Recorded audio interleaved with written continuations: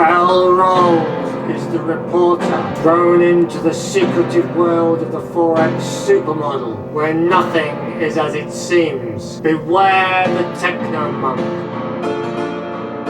and steer clear of Professor Code and his two assistants.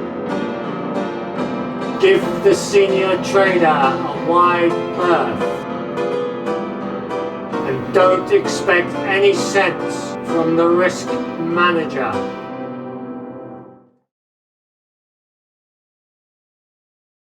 Good morning, I'm Professor Code and this is the Forex Super Model daily briefing for Wednesday the 25th of November 2020.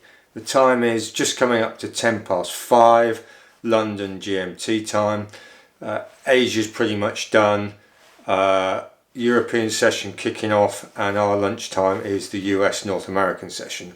Right, so let's have a look at the flows from yesterday, which was Tuesday. So we've got the dollar on the negative, yen negative, pound and euro on the positive. So let's put some figures in. Euro was plus 113, pound was plus 61, yen was minus 76, dollar was minus 98. Remember this, so this was Tuesday, which was yesterday, Tuesday the 24th of the 11th. Right, so we've got an opposed positive driver in the euro, so it's opposed by the pound. We've got a positive rock in the pound, a negative mover in the yen, and a negative secondary driver in the dollar. Right, so let's have a look at the intra-week flows. What's happened so far this week? So what we got here, we've got yen on the negative, dollar, and we've got euro and pound on the positive. So it's putting the figures in. It's plus 234 for the pound, plus 234, plus 163 for the euro. The dollar was minus 40 and the yen was minus 357.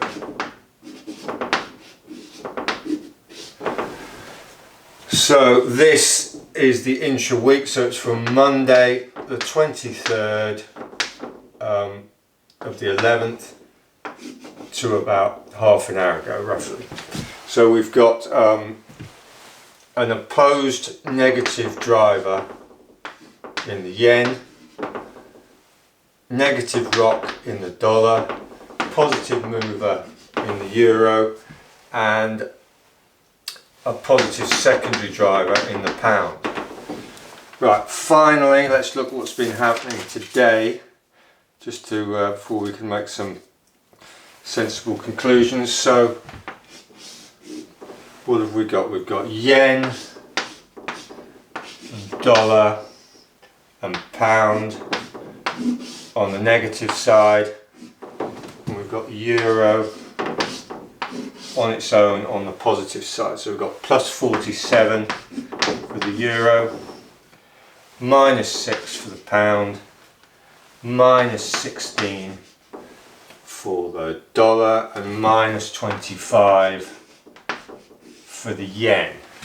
So this is from this morning, Wednesday, what are we, 25th, yeah, Wednesday the 25th of the 11th. That's about, half an hour-ish ago. So we've got a positive unopposed, so this is unopposed driver in the euro. We've got a negative rock in the pound, negative mover in the dollar, and a negative secondary driver in the yen. Right, So let's have a look, let's make some sense of it. Yesterday then, the euro was the opposed positive driver.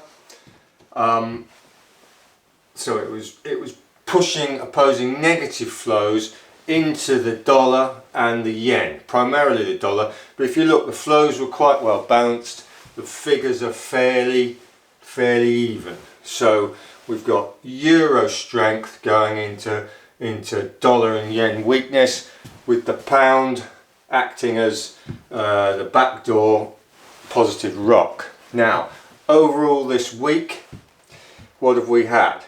We've had yen weakness. So the yen has been the opposed negative driver, which has been driving positive flows back the other way into the pound and the euro, predominantly the pound, and the dollar has been fairly static. So the dollar's been saying we're happy where we are. Right, and so far today we've got a relatively extreme situation of the euro being the unopposed positive driver. So everybody's piling into the euro so far. The opposing negative flows are mainly coming out of the yen, with the dollar and the pound slightly less. So the dollar and the pound again, the pound here is the negative rock. So let's just have a quick look at what's going to knock all this around today. So in terms of data prints, we've got, what do we got? We've got US durable goods coming out London afternoon, and we've got the FOMC minutes, the Fed minutes, coming out early evening in London. So they're the main data drivers today. If you remember that after this we've got a window of pretty much very little euro prints until Monday, when we get this, what do we get? We get German CPI, and then Tuesday we get the euro CPI. Now if you remember, the German data has been coming up quite nicely under the radar. So Germany is showing resilience, and as I said, we've got this gap after the Fed minutes of Thursday and Friday before the Monday German, what is it? German CPI. Right. So let's make some sense then of all that. Before I do that, just a quick update on our trades. We're now punching about 2,000 and change on the pound, trades, which we've got 38. The pound New Zealand is doing its best to drag it down a little bit, because the New Zealand dollar has been pretty strong.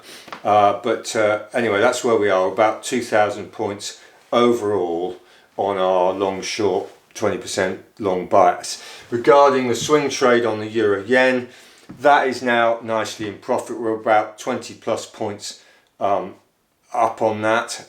So things are reasonably working out well. So let's have a look then. So Tuesday, as we said, we've got positive opposed driver in the euro. Now, if you remember, I suggested that we were going to get flows into the euro and out of the yen, and that's pretty much over the week. We've had yen weakness to the in terms of the complex. It's been 357 points, and that weakness has gone into the pound and the euro, and quite nicely, because we're long pound, and we've got a swing trade going on the euro yen, so that's working out nicely for us. So that is sort of, the market has been reading the script, and so far so good. Now today we've got this euro unopposed positive driving, with everything else taking up slack.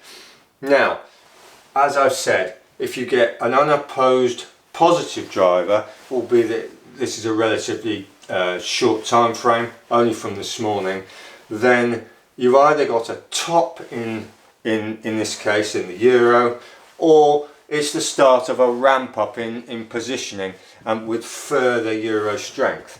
Now, given what I've said and the general scenario of the way the data prints are coming out, we believe that the euro, this is not a top in the euro, this is going to be a ramp up in euro positioning. So let's make some space and then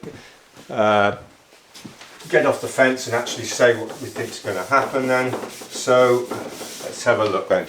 So we believe, and just as a side issue, equities have been reasonably strong this week. So we've had an equity transmission weakening the yen, and to a degree, as I said earlier in the week, if you the standard equity transmission is weaker yen and usually weaker dollar. So what do we think? We think generally, we think euro complex will be on the up. So and the euro complex is euro dollar, euro yen, euro pound. Okay, so that's the first thing. Equities look like they still want to go up, so we're likely to get a bit of yen weakness. But overall, we think the positioning to be in is in the euro complex. Remember, we suggested euro pound yesterday, and the euro pound has been behaving, but of course you've got where are we here? So you've got the euro on a weekly basis coming up at 163, and the pound stronger at 234. But for argument's sake, you can now see that we're getting a slight switch in the euro taking the dominance, and whilst the pound, and incidentally actually, there's been some very heavy negative moaning about Brexit. The Bank of England has been putting out significant negative noise, saying what a disaster a hard Brexit's going to be. The US has been sticking its fork in as well about a Northern Ireland border. So they're all just trying to put pressure on the process to get a deal for this Brexit agreement. So that said, the pound is likely to, I mean, obviously if we get an announcement everything's great and Brexit, everybody's happy, then the pound is going to surge up. But in the interim, we believe that the euro is going to attract the bulk of the positive flows, and therefore you want to be long the euro complex. I mean, interesting. I said we're short term long euro pound, but long term we're short euro pound. But that's a side issue. But so just to clarify, then we think today you want to be long the euro complex, which is the euro dollar, euro yen, and euro pound. Particularly the euro pound backdoor flows again. They take a bit of getting going, but once they get going, they're like a train. So we're suggesting, that one, euro pound particularly. Euro yen has done a good bit of movement, but not really dependent on so that euro yen is going to be equity driven as well, and the euro dollar partially equity driven, and the Fed. So that's, if we were going to stick into any of the three, we've already got this running anyway. Well, then we think the euro pound long is again the place to be today. Thank you very much and good luck.